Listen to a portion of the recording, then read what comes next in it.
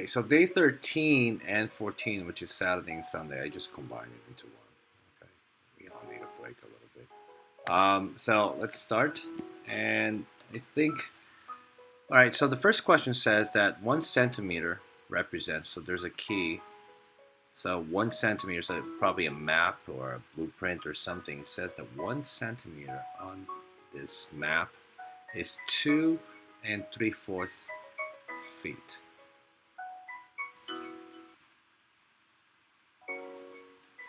And then if something on the map is 4.5, what do you call centimeters? What is the actual length in feet of the kitchen? So if you're looking at a map and it measures 4 centimeters, so this is pretty easy, right? We're just going to multiply 4 times 2 3/4, which I'm going to change to 2.75.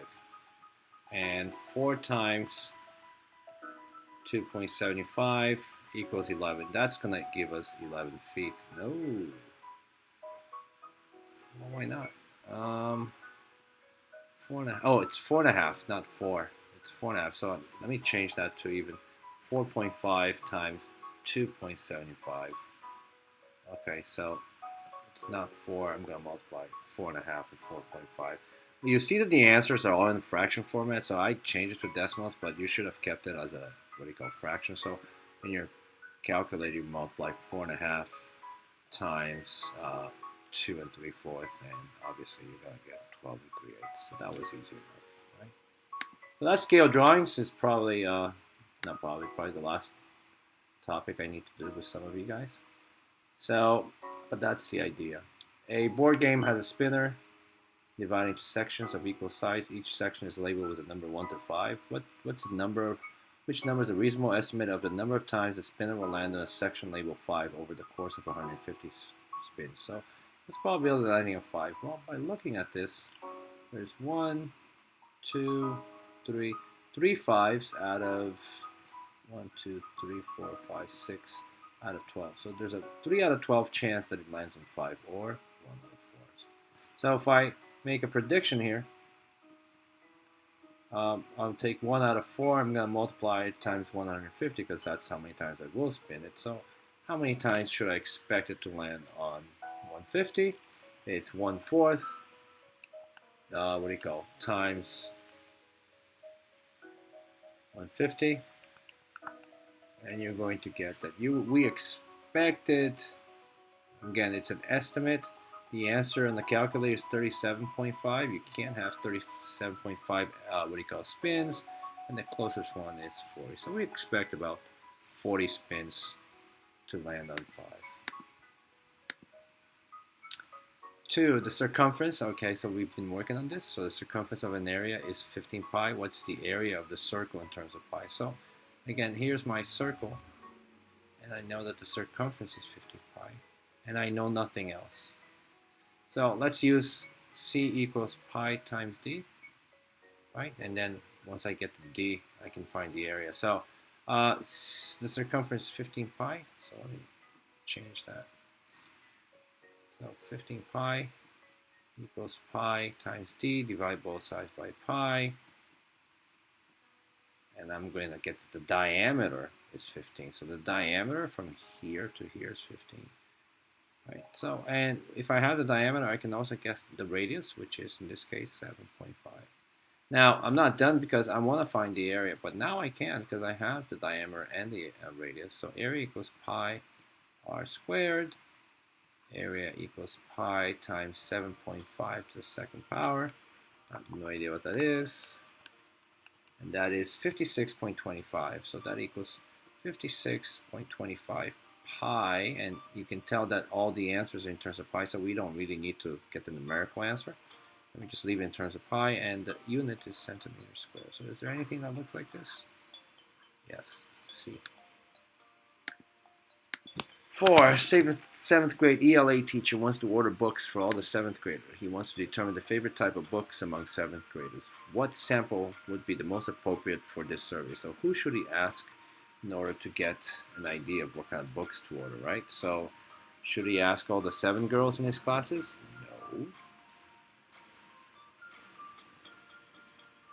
Every fifth student in the 7th grade. Are we talking? Yes, so that's definitely yes.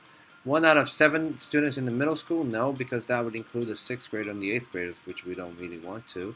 And all the boys in one of his 7th grade classes. That's also no. So the only one that makes sense is B. That's easy enough. Box plot. A bowling team participates in a tournament and records the scores for both days. The scores for both days are presented. So Friday.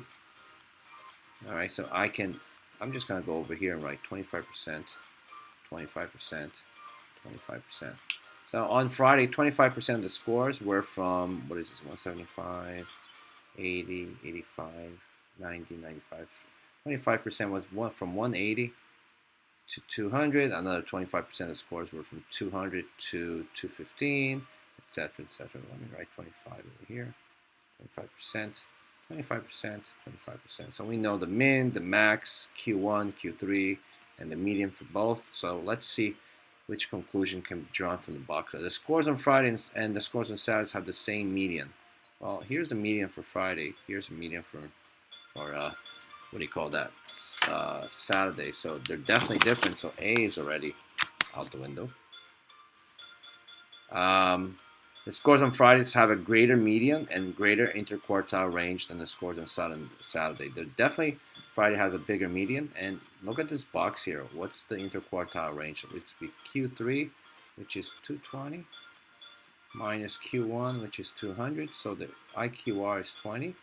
For Saturday, the IQR, let's see, 205, 210, minus, what is this, 190.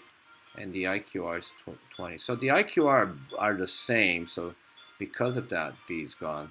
The scores on Fridays have a greater interquartile range. That's not true. And it says that both days have the same median. So that's not true. The scores on Friday have the greater median. Yes, right here's the median. But both data sets have the same interquartile range. What the heck? Oh, so sorry. This one is gone. We'll go back to B. B says Friday, the median is greater. True. And the interquartile range on, what the heck? Hang on a second. So did I do something wrong? So this is 220. And that's 200. And this is 210. And this is oh, I made a mistake. So this is, no, that's right, 195, 190. So that's also 200. What in the world? Oh, okay. So again, the medians on Fridays is greater than the median on Saturday. So that's true. But both sets have the same interquartile range. So that's true. So the answer is D. Sorry. 6. A passenger train has tickets available for 12 window seats and 8 aisle seats. I hate window seats. The next person to buy a ticket will randomly be assigned to one of those tickets. What's the probability that the next person will get an aisle seat? Well, the probability of getting an aisle seat, well, first of all, there's 20 seats available, 12 plus 8, and 8 of them are aisle. So he has an 8 out of 20, or 4 out of 10, or 2 out of 5. Reduced becomes 2 out of 5. 7. Leanne collects data throughout the basketball season and uses this data to determine the probability of different teams playing the league championship game. Probabilities for her 4 favorite teams playing the championship game are below. The Tigers have a 2/3 chance of playing, the Redbirds 4/5, the Bulldogs 3/8, and the Titans 1/2. Which of these teams is the least likely to play in the championship game? So which one has the worst chance? So this one is half. So maybe it's easier if you change everything to percent. This one has a 50%. This one has a 80%. This one has a 66.6666 bar notation percent. So far, they're the worst team. And the other one, 3 out of 8. Just divide for your calculator. 3 divided by 8, and you're gonna get 0.375.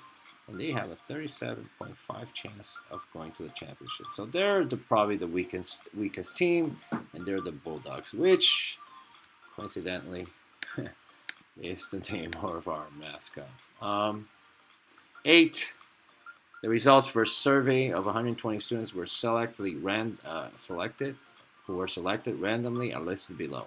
60 students have a cell phone plan with company X. 36 students have a cell phone plan with company Y. 24 students do not have a cell phone. If the total population is 380, based on the data, what's the best approximation for the total number of students who have a cell phone with company Y? So, probability of somebody having a cell phone coverage with company Y. Well, there were 120 kids who were asked. 60 of them, or actually 36 of them, said, I have a plan with company Y. So, let's make a prediction. To make a prediction, we're going to use that 36 out of 20, and we're going to multiply that by how many total number of students in the school. There's 380. And let's see what that looks like. So if you multiply that in your calculator, you're going to get 114 students. Wow, there we go, 114 students. Number 9. An electronic sign that showed the speed of motorists was installed on the road. The line plots show the speeds of some of the motorists before and after the signal was installed. So before the installation, before the signal, people were driving. One person was driving 25, the other one driving was 24. 4 people were driving 25 miles an hour. Some people are 30, some people are 55, 35. 38 and 40. And after the signal, you can tell that their speeds slow down a little bit, right? There's nobody in the close to 40 anymore, maybe because they're afraid of getting a ticket. So, based on this data, which statement is true of the motorists after the sign was installed? Which of these statements is true? A, the mean speed and the range of the speeds of the motorists decreased. Yes. The range, so the range on top here, highest minus lowest, was 40 to 20. So the range was 20, whereas after the sign was installed, it was 35 minus 20, which was 15. And the speed, you can tell the speed changed, right? Because there's no more high speeds here. I think the mean definitely, if I were to add this, divided by however many and take the average, it would be lower than that one, the top one. So A looks okay. B, the median speed and the range of the speeds of the motors increased. No, the range did not increase. The range went down, so B's gone. B's out. The mean of the speeds of the motor speeds of the motors decreased, and the range of these speeds decreased. So C is wrong because the range did not increase. The range decreased. And the median speed of the motors increased, and the range of the do I have to find the median? So far I liked A, so let's do the median here. So the median over here, across from each other. 1, 2, 3, 4, 5. 1, 2, 3, 4, 5. The median here was 25. Right here, the median is 25 for the after the installation, and the median here was 2, 3, 4, 5, and the median here on top is 27.5. So the median decreased, right? And what about the mean? So the median decreased. It's either going to be whichever one says decreased. They both decreased. So A says that the mean speed decreased and the range speed decreased. So let's do the mean now. On the top, I'm going to add 20 plus 24 plus all that. So let me add them up. Just hang on a second. 24, no, 20 plus 24 plus 100 plus 60 plus 70 plus 38 plus 40, enter, divided by, there's 1, 2, 3, 4, 5, 6, 7, 8, 9, 10, 11, 12, divided by 12. So the mean here on the top was 29.33, and let's see if I was right. After they put the sign, did the mean decrease? Did their average speed decrease? So, well, let's add 20. I'm over here, by the way. 20 plus 22 plus 100 plus 28 plus 90 plus 35 equals that 1, 2, 3, 4, 5, 6, 7, 8, 9, 10. 1, 2, 3, 4, 5, 6, 7, 8, 9, 10, 11 divided by 11, 295 divided by 11, and it's the mean also decreased. Was there 11 here? 1, 2, 3, 4, 5, 6, 7, 8, 9, 10, 11, 12. So the mean decreased and the median decreased. So A says that it's the mean speed decrease and the range decrease. That is true. So A is true. Anything that says increase is false. So B and C are gone. And then the last one says the median increased. No, the median did not increase. It went down, right? I just showed it to you guys that the median, by crossing each other, it decreased. So this is gone. This is gone. This is gone. And 8 is the one that we want. So, okay, let me lower this. There is a lace border that's 50 pi inches long around the length edge of a circular tablecloth. What is the length of the radius? So circumference equals pi d, and notice they write 2 pi r. You can use that if you like. So I know that the circumference is 50 pi equals pi d, divide this by pi, divide this by pi, and I get the diameter is 50, and if the diameter is 50, the radius obviously is 25. So the answer is B. 11, a number cube with side label 1 through 6. She wrote it 60 times, and then she recorded. The table below shows the number of times each number. So each number 1 through 6 appeared. So the number 1 came out 6 times. The number 2 came out 15 times. The 3, 17. 4, 11. 5 only came out 3 times. And 6 came out 7 times. This was out of 60, right? So during her experiment, Debbie expected each number of the cube to appear an equal amount of time. Which statement best compares the results of Debbie Rose with her expectation? Well, before she wrote it, if I were to ask you 3, 4, 5, 6, how many times, I'm going to roll this 60 times. How many times do you expect it to land on 1? Well, you would have said 10. On 2, 10. On 3, 10. On 4, 10. On 5, 10. And on 6, 10. So after 60 rows, doesn't mean it's going to happen, but you would have expected that it land on 10 on each of those numbers. Did that happen? No, it didn't. So let's see what's here. So this is the theoretical. In theory, we expected this, and this is the experimental. This is what actually happened. Now let's see. Debbie rolled more 5s than expected. Well, we expected 10 5s. Did she get 10 5s? No, she got 3. So that's not, because it says she rolled more 5s. She didn't. She rolled fewer 4s. Well, we expected 10. Did she get 10? No, she got more than expected. 1 more. So that's wrong. She rolled more 3s than expected. Well, we were expecting 10. Did she get more than 10? Yeah, she got a lot more than 10. So that one's correct. And says 2, Debbie rolled fewer 2s. Well, we were expecting 10. Did she roll fewer than that? No, she actually rolled more, 15. So the only one that makes sense is C.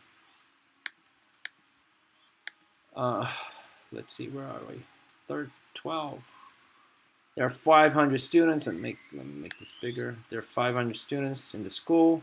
Andrew wants to survey a sample of students to determine the most popular subject.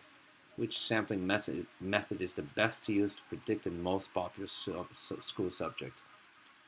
Randomly select 50 students from the student list of 500. Okay. Randomly select 10 students having lunch in the cafeteria. This is no. Okay, it says best one, right? Which is the best one? No, because 10 is just too little. Selecting the first 50 girls. No. Select the first 25 students leaving the building after school. No, because we don't know which class is being released first. So the best one to use would be a randomly selecting 500 students from a list or something. 13, Karen surveys students in one middle school. There's 1,156. And she asked 65 students a question. More than half of the 65 students said their favorite band is Rhonda and the G's. Based on the survey, Rhonda says most middle school students' favorite band is Rhonda and the G's. So she asked 65 people. Half of them said they love or they like Rhonda. What is this? Rhonda and the G's. Rhonda and the G's. So half 65 is 32 and a half. You can't have 32 and a half students. So 33 students from her survey said they like Rhonda and the G's. So based on that information, she said that most students out of 1,556, half of these group also likes Rhonda and the G's. Can that be true? Well, it says here that she's incorrect. Why is she correct? A, she surveyed too many students. No, there's no such thing. The more, the better, actually. Survey sample was too small. That could be a thing, right? She didn't survey. She didn't ask enough people, which basically means that the whole school was not accurately represented. So that's okay. I'm going to lean to that so far. Karen did not survey any high school students. We don't really care about high school students because we're in the middle school. And she did not include enough bands in the survey. No. The band, I'm pretty sure the band was, the question was open, meaning the question was simply, hey, what is your favorite band? I don't think it listed anything. So that doesn't even make sense. Correct answer is B. Her sample space is just too small. Is there more? There is. Principal gathers data about the distance in miles that his teachers and bus drivers live from school. The box plot below shows the data. So again, let me just write over here because there's more room. 25% of teachers are 5 to 15 miles away from school. Another 25 are 15 to 25. Another 25 of the teachers are 25 to 30 miles away from school. And another 25% of the teachers are 30 to 35 miles away from school. So let's see which one is true. The IQR distance for the bus drivers is twice the IQR distance of the teachers. Well, actually, I erased this. So the IQR here is 20 minus 10. It says here that the IQR for the bus, which is this line minus this line, or the size of the box, right, is 10. The IQR here is 30 minus 15, which is 30 minus 15, which is 15. So it's the IQR of the bus drivers twice the amount of the teachers. No, that's not even true. The range of the distance for the teachers is twice the range of the bus drivers. So the range for the bus drivers is the highest minus the lowest, which is 30 minus 5, which is 25. The range for the teachers is 35 minus 5, which is 30. It says the range for the teachers is twice as large. No, it's not. The IQR for the bus, the IQR for the range for the distances for the bus drivers is 5 miles less than the IQR range for the distance of the teacher. The IQR again. 20 minus 10 is, no, 20 minus 10 is 10, and the IQR is 30 minus 15, which is 15. That is true. The IQR of the bus drivers, right, is 5 less than the IQR of the teachers. Well, the bus drivers have an IQR of 10, the teachers have an IQR of 15, so that is true. And then the last one says the range of distance for the teachers is 5 miles less. Well, no, the range for the teachers is actually greater than the range for the bus drivers. So the only one that makes sense is C. And we're done.